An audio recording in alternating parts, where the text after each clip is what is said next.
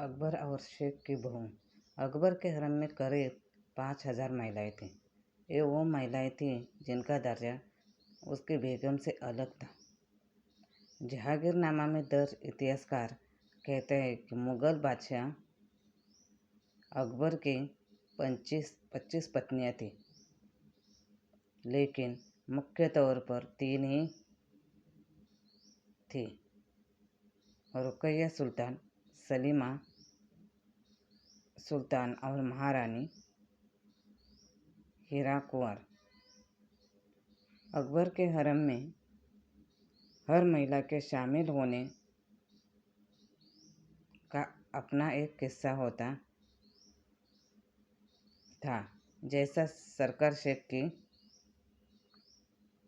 बहू का था, उसकी भी अपनी एक कहानी है। बादशाह अकबर मथुरा के पास हिरन का शिकार करने पहुंचे थे। शिकार के दौरान उन्हें सूचना मिली कि दिल्ली में हालत सामान्य नहीं है, उपद्रव शुरू हो गया है। यह जानकारी मिलते ही वो सैनिकों के साथ दिल्ली के लिए निकल पड़े। कुछ समय आगरा में बिताया। प्रवास के दौरान उन्हें ख्याल आया कि क्यों न दिल्ली और आगरा के रईसों को अपनी रियासत से जोड़ा जाए। इसी सिलसिले में चर्चा के लिए अकबर ने आगरा के सरदार शेख बादा से मुलाकात की।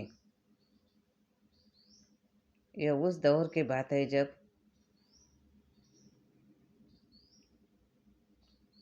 शादियों के जरिए राजनीति, कूटनीति, संबंधों की नींव पड़ती थी। आगरा में भी यही हुआ था। सरदार शेख बादशाह से जुड़ने के लिए राजी हो गया।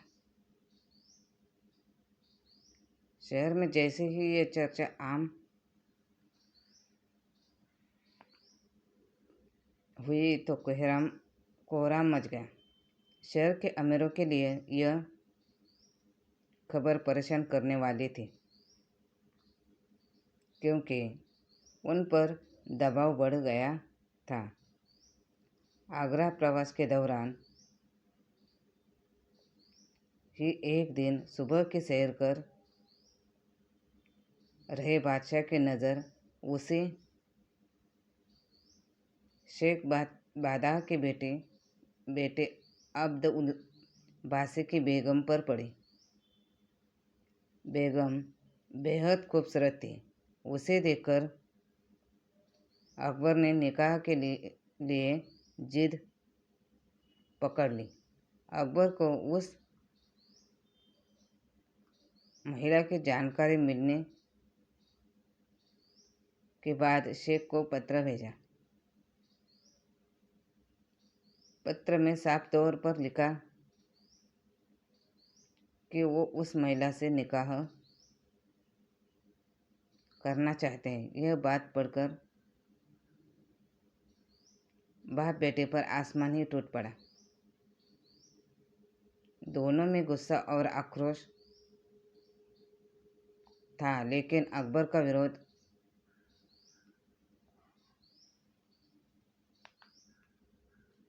कर पाना उनके बस में नहीं था।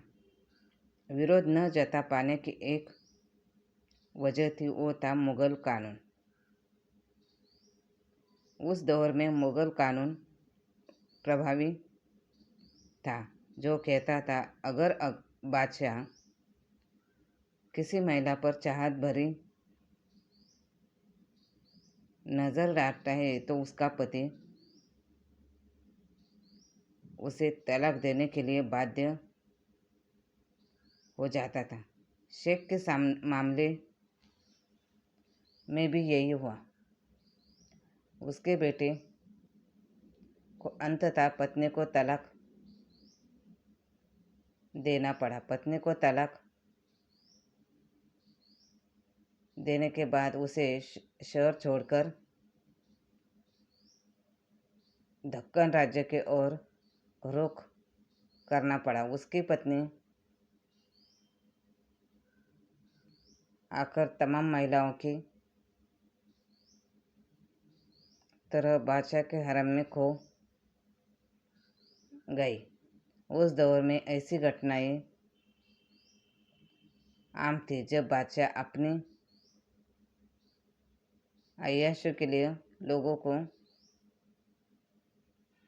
जीवन उजाड़ देते थे और ज़बरदस्ती तलाक दिलाया जाता था। मुगल बादशाह अकबर के समकालीन इतिहासकार रहे अब्दुल कादिर बदायूनी ने अपनी किताब मुंतखाब उत तवारीख इसका जिक्र किया है। विदेश से आने वाले लोगों के लिए मुगलों का हरम हमेशा ही जिज्ञासा का विषय रहता था। इतिहासकार थॉमस रो लिखते हैं कि मुगलों के हरम में अलग अलग धर्म और संस्कृति की महिलाएं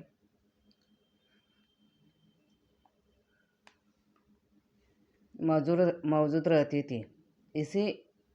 इसे उनकी विलासिता के प्रतीक के तौर पर भी जाना जाता था। महिलाओं को उनकी मर्जी से बाहर निकलने की अनुमति नहीं थी। दिन भर पर्दे के पीछे रहना और बादशाह को खुश रखना ही उनका एकमात्र काम था। दरबारियों को हरम की महिलाएं ले जाने का अधिकार था, लेकिन बादशाह की अनुमति से हरम में कुछ ऐसी महिलाएं भी रही हैं जिन्हें अपने घर ले जाने के लिए दरबारियों में तलवारें भी खींच गई थी। धन्यवाद।